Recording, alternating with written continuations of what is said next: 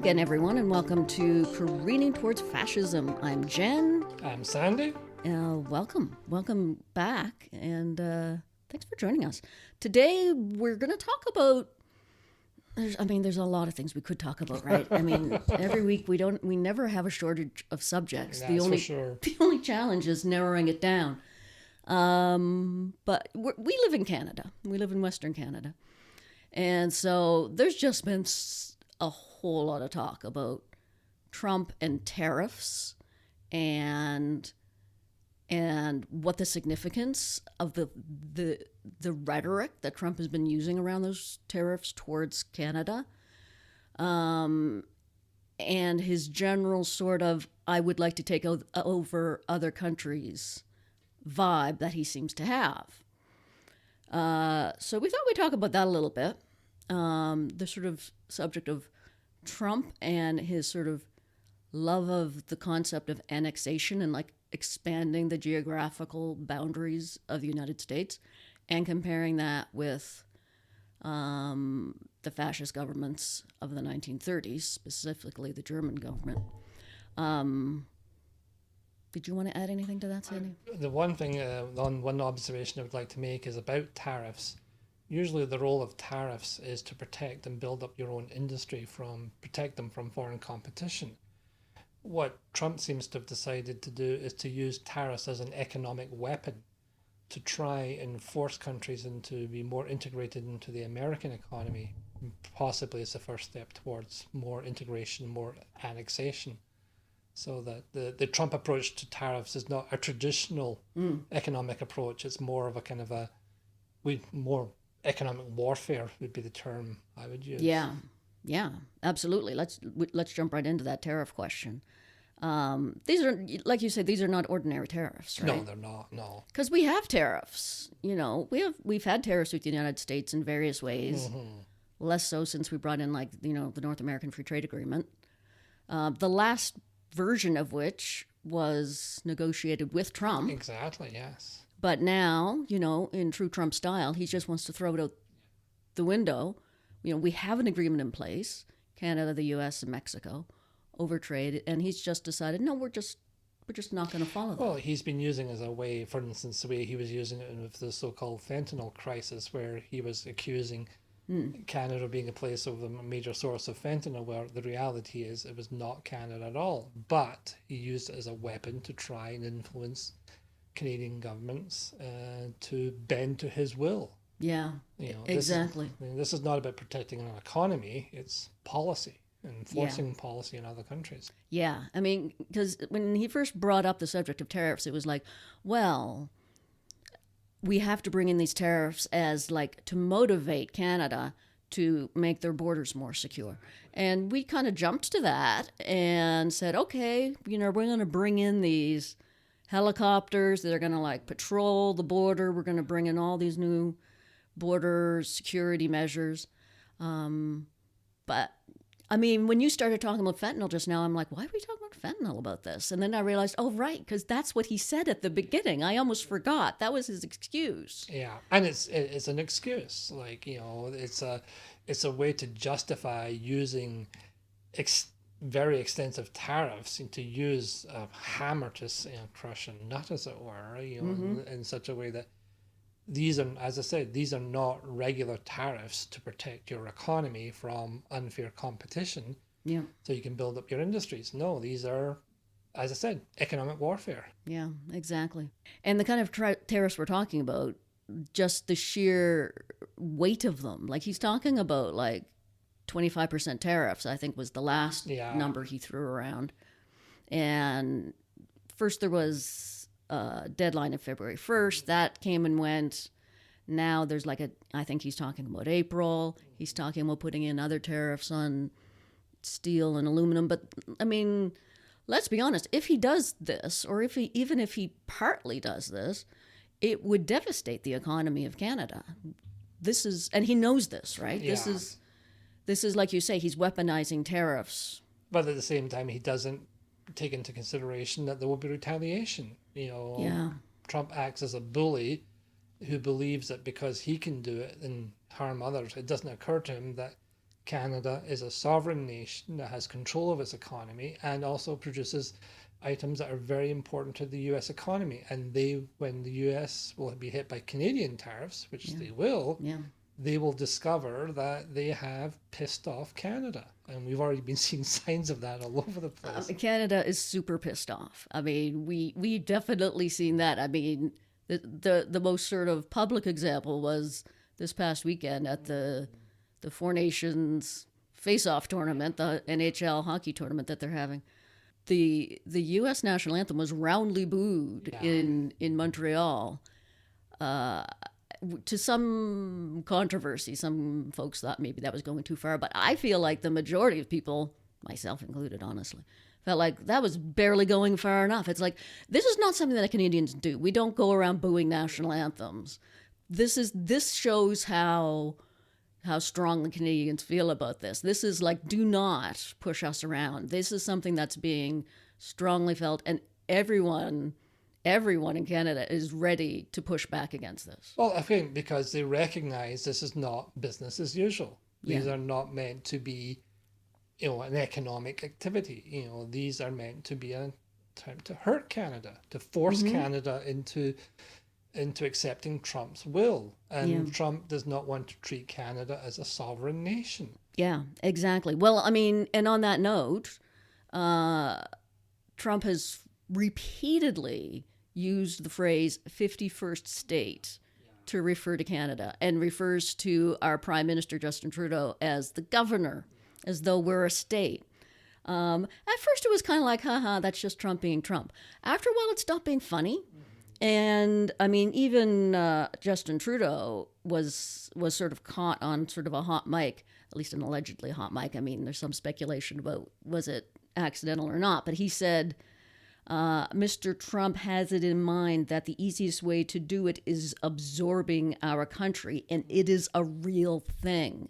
So he's on his way out. He won't be our prime minister for much longer, but he wants everyone to know to take this seriously. And obviously he's been privy to conversations that we haven't. Yeah. So I take that seriously, and he doesn't think it's a joke.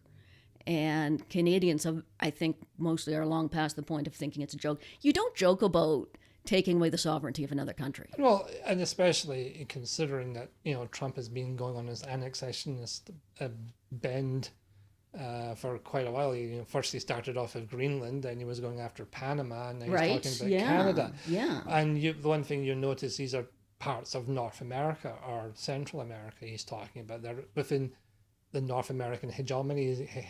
Hegemony. I can never say that. Yeah. Anyway, we'll just Google that one in case anyone hasn't heard that. The thing is, this is part of a larger vision of establishing some kind of larger North America. This is. Do you think so? I mean, do you think that's what the goal is here? I think it is.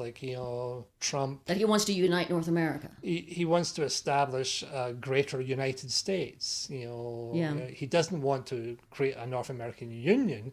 He just wants it all to be the United States. He wants it to be the United States. He keeps on referring to Canada, a nation of over 40 million people, as one state. Yeah, seriously. And then, which is pretty stupid in itself. If we're going to join the states, we're not going to be one state. But that's a separate subject. We're not going to join them. It's not going to happen anyway. But there is, Trump is following the kind of a long-standing process, a long-standing ideology of manifest destiny. Well, what's that? What's manifest destiny? The manifest destiny was this belief amongst many prominent Americans from almost the beginning of the United States that they had a manifest destiny to control all of the American continent. Sometimes it was almost seen as like divinely mandated. Sure. And this policy has been part of the ideology. It led to their expansion against the indigenous peoples of the North Americas, the various wars they fought against the Mexicans during the 19th century, the Spanish-American War they fought in 1898, which led to the conquering of the Philippines, Cuba, and other places. Yeah. And continues to this day with Trump. Now, Trump wants to do it through tariffs. Trump wants to do it he wants to do it through tariffs with Canada. He's on record saying he hasn't ruled out military invasion of Greenland and Panama. I mean, those seem to be kind of on the back burner at the moment. Yeah. But, I mean, I don't think we should ignore that kind of thing. You can't No. go around threatening military invasion of other countries. You can, and there's already been pushback. NATO countries have been supporting Denmark in terms of these kind of saber rattling about Greenland, because Greenland is a territory belonging to Denmark. Yeah. And they don't want to join America. And they don't. Strangely enough. And this is one of the things we've witnessed, the kind of the outrage of the various Fox pundits and the like, that how dare Canada, shocked. How dare Canada, and like one of the things I saw recently was these kind of various Fox News bots going on about what could Canada do better than the United States.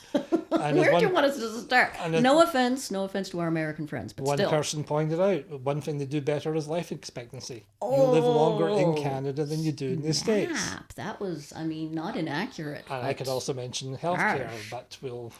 Yeah, Trump's been just going on with the most ridiculous things. Oh yeah, once they join America, they'll have our military protection and they'll have better healthcare. This military protection thing especially comes off to me as like he's running a protection racket, is literally what he's doing here. And that's not how you do things. That's not cool. No, it's not. But, Trump is a bully. Trump is a wannabe dictator. And he's being enabled by people who have their own agendas but believe that Trump is a useful tool that they can use to further on their agendas. Well, Trump himself has a very personal desire, obsession, urge to make some kind of a stamp on the map in terms of expanding America. And he's already done it. This ridiculous Gulf of Mexico, Gulf of America thing. I say it's ridiculous, but it's real. There are some Google Maps, I guess, at least in the States, has it listed as Gulf of America now. I think that Apple Maps has it listed as Gulf of America, maybe. He's already done it with just a stroke of a pen, basically. I can't believe how quickly everyone just kind of said, okay, that's what it is now. Well, one incident happened. There was a recent press briefing when an Associated Press reporter still referred to it the Gulf of Mexico, and they were kicked out because they weren't being truthful. This is the kind of thing you see in 1984, like the idea you can just rewrite history, just like that, and everyone goes along. They seem to have so far, and it's worrying to me because it's like, okay, that's the thin edge of the wedge, right?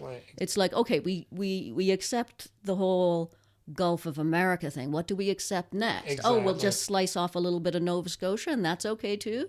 We'll slice off the Panama Canal, and that's okay. Like, at what point do we stop it? That's why we chose the topic careening towards fascism. You take one step and you keep on going on, and instead of people saying, "Whoa, you're drunk, get off the road," they give you another drink and tell you to keep on driving. Well, so it seems. And it's like, and anyone who's rational, anyone's common sense is.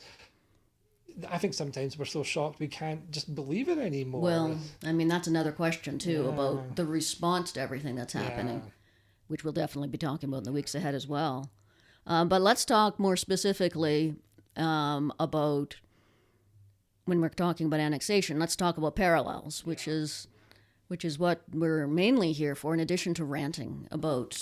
Especially the ranting. We like the ranting. No one can talk about Trump without the ranting. That's just how it is, but especially in Canada right now.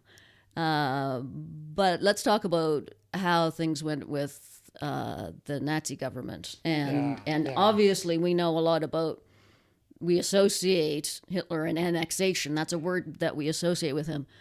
So obviously Trump is to a certain extent playing a little bit out of the Hitler playbook here. Yeah.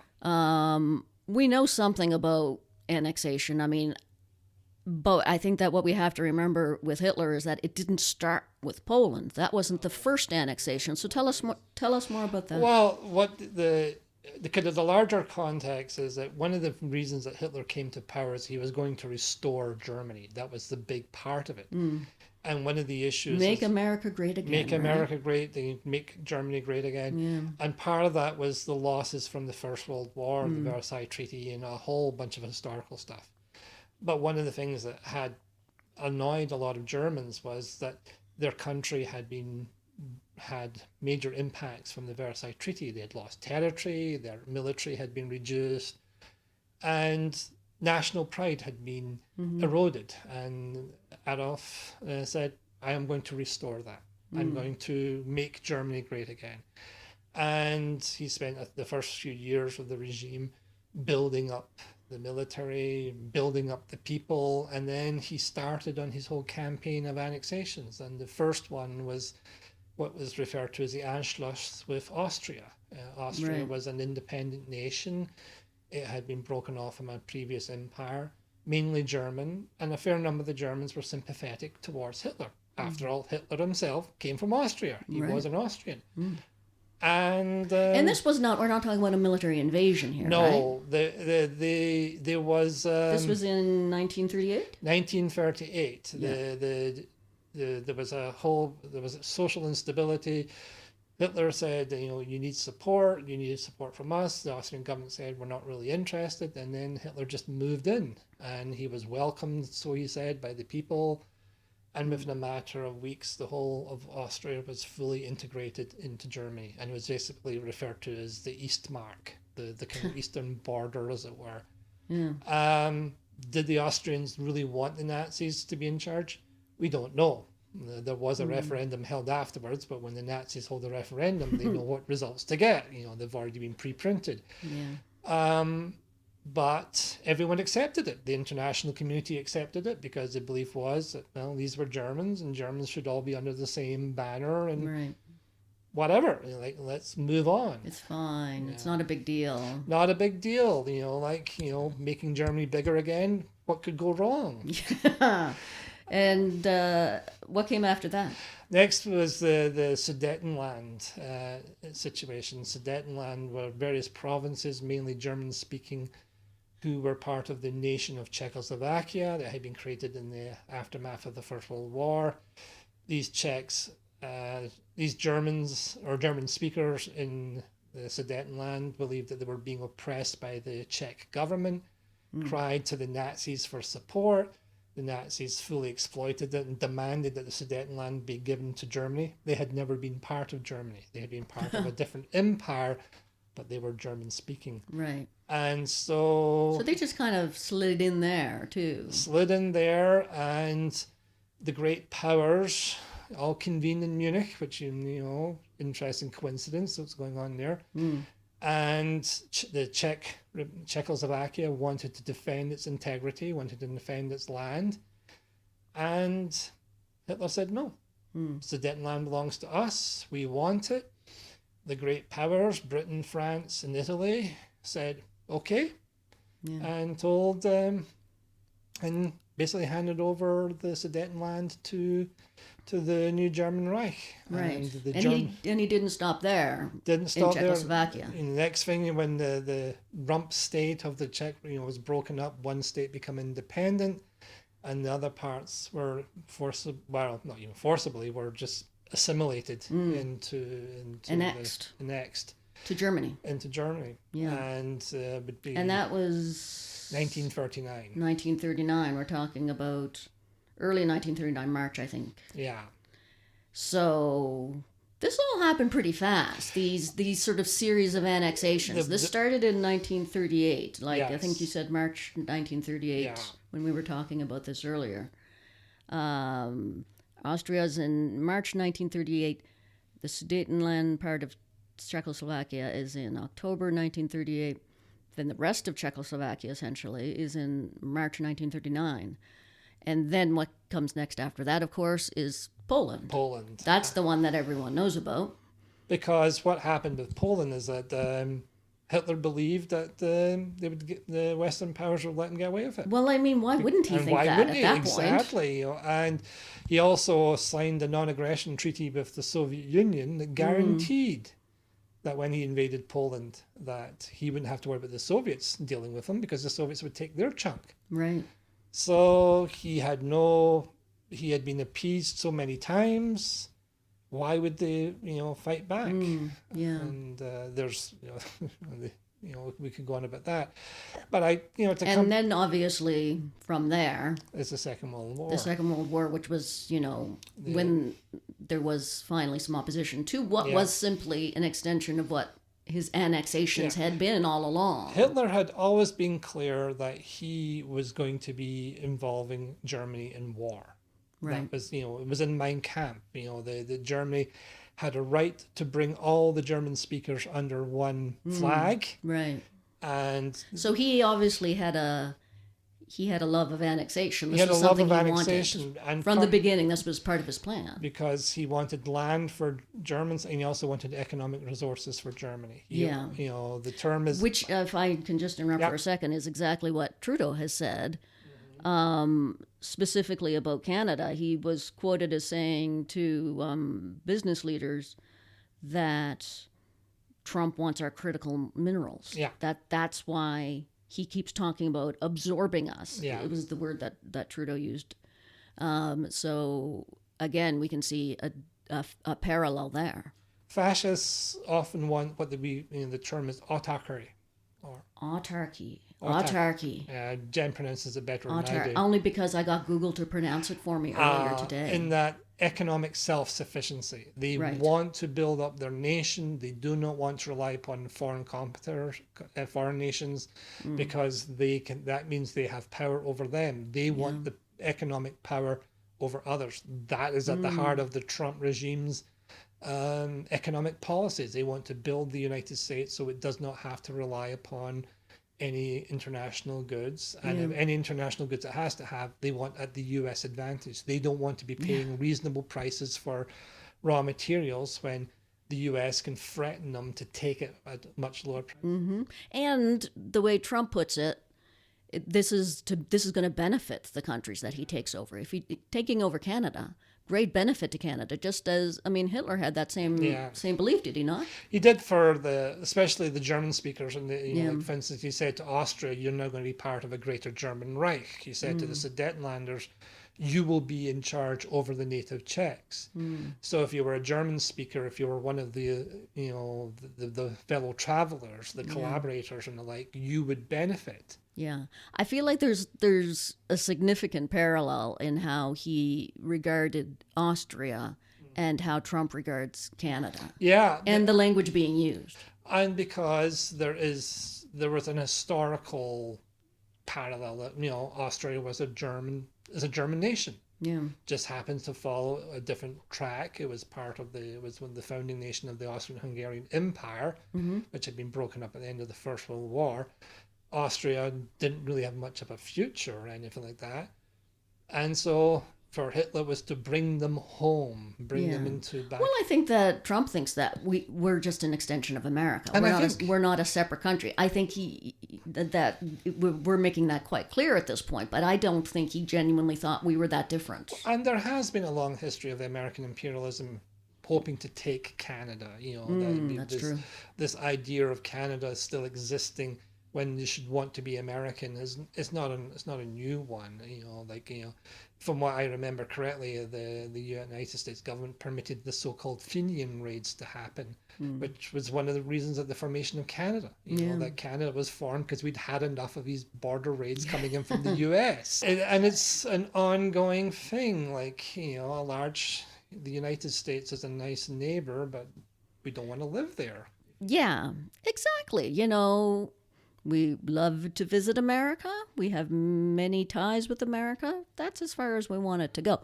And, I'd love to hear from Americans on this, because the impression that I'm getting is that Americans get that. They understand why Canada's like, no, of course not. But I feel like that message is, we are trying to convey that message, but I'm not sure if Trump still gets it yet, that we're a separate country, we want to remain a separate country. He seems to think that we're just, the United States North, and that's we'll just make that official now. And he feeds into an long-standing American imperialism, as I said, the manifest destiny. There was also the Monroe Doctrine, which was an American president who declared that the American continent was under American stewardship, United States stewardship, and that no one was allowed to interfere. Other countries were told they weren't allowed to leave. And in the 19th century, it was ignored because, you know, the United States wasn't that powerful. Yeah, no, exactly. I think that I get the feeling, and this is just my personal theory, that the fact that, I mean, I think Trump's very interested in taking whatever riches he can get his hands on. I think that's a big part of it. It's, you know, a shakedown of both Canada and Greenland, because Greenland, I think, has some like rare minerals as well. Yeah. But I also feel like there's just this sense of the Great White North, emphasis on the word white, as in the white race, that there, in the world of white supremacy, sort of Nordic countries and Nordic sort of culture has a certain admiration, doesn't it? You know, not the true Nordic culture, of course, but the sort of the bastardized version that white supremacists have created. And I wonder if, to a certain extent, that's what white supremacists that are around Trump are whispering into his ear. Because I'm not sure if he's thought of it that way. Who knows? But I get the feeling, this is just a guess I have, that's part of what the appeal of Canada is. This great, wonderful, vast country that they can fill with white people. That's kind of the impression I get. If you want to kind of push it just a little bit further, Greenland was actually originally settled by Norse settlers way back. The Norse settlement disappeared, but then under great mysterious results. Maybe another podcast. What happened to the Norse Greenlanders? That's a whole. That's not only is that not a further episode of this podcast. That's a totally different podcast. But you can start that one with perhaps another co-host. But thank you for that teaser for what could be your special Norse history podcast in the future. But that's just, I mean, I don't have anything that I'm basing that on, but it's just a theory that I have. But it is true that the Nordic, the perversion of Nordic culture was very much part of the more mystical aspects of Nazism. You know, SS runes, for example. Right. The whole runes. That's Norse, right? Yes. The SS runes, and we're talking about the SS. Germanic, not Norse. Norse is from Germanic, but the original Germanic runes spread to the Norse. So that's all kind of, I think that's all kind of mixed together in the imagination of American white supremacists. So and the Nazis were desperate to win over the Norse, both the Danes and the Norwegians. So there's something to that. I just feel so. It's a bit of a rabbit hole, but I think it may have an impact on some people in Trump's sort of sphere. I think it's fair to say that there is Trump is operating in an expansionist model that hopes to use not just the economic benefits, but also he wants his face on Mount Rushmore. Yeah. And if he was to be able to expand and through annexation Canada and Greenland, he would be this new great American president, the greatest American president ever, because he is so obsessed with that nonsense. Yes, he is. He's already set to be the worst American president ever. God, yes. And so he thinks that if he can accomplish this, he will be on Mount Rushmore. Yeah, I think you're right, that he thinks this is like this is the shortest route to get there. I think that's a good way to wrap this up right now, except to say, I guess, that as we said in our first episode, and as we'll continue to say, just because he's following a similar pattern to the pattern that Hitler followed doesn't mean it's as inevitable as what Hitler did, because it wasn't inevitable how things went for Hitler. There were plenty of steps along the way when someone could have said, hey, this is not okay. And can we look at that and learn from that and say that now? Is there a chance to say that now? I think that maybe there is, because, I mean, Canada's certainly not sitting on its hands as far as any kind of talk of annexation goes. But just the fact that we're talking about the subject of annexation in a serious way is very disturbing. Yeah. But I feel like people are taking it seriously. Well, I think one of the things I would just mention is that lessons have been learned.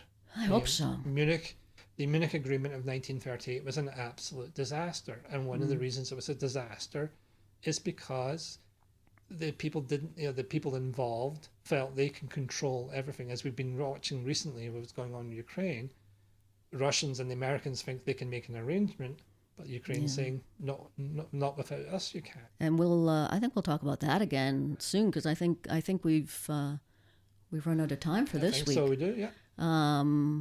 But we look forward to hearing from anyone that would like to weigh in on this, or on any other subjects to do with how things are going in America right now and around the world on these notes. You can find us on Twitter at CareeningPod, and you can also find us on Blue Sky, also at CareeningPod. You can also email us if you don't tend to dabble in the microblogging sites. Our Gmail address is also careeningpod@gmail.com.